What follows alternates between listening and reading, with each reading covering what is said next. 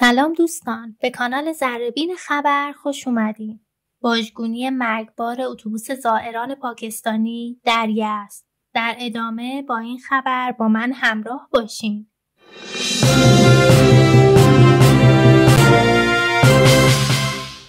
در شامگاه 30 مرداد ماه یک اتوبوس زائران پاکستانی در جاده دهشیر به تفت در استان یزد واژگون شد.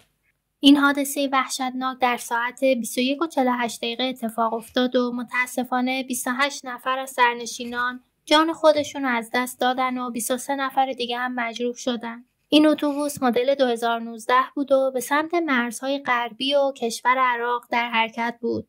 طبق بررسی‌های اولیه، نقص فنی در سیستم ترمز و شیب زیاد جاده علت اصلی این فاجعه بوده. تیم‌های امدادی بلافاصله به محل حادثه اعزام شدند و تلاش‌های بسیاری برای نجات مجروحین و انتقال اونها به بیمارستان‌های نزدیک انجام دادند. در ادامه تصاویر و ویدیوهای بیشتری از این حادثه رو ببینیم.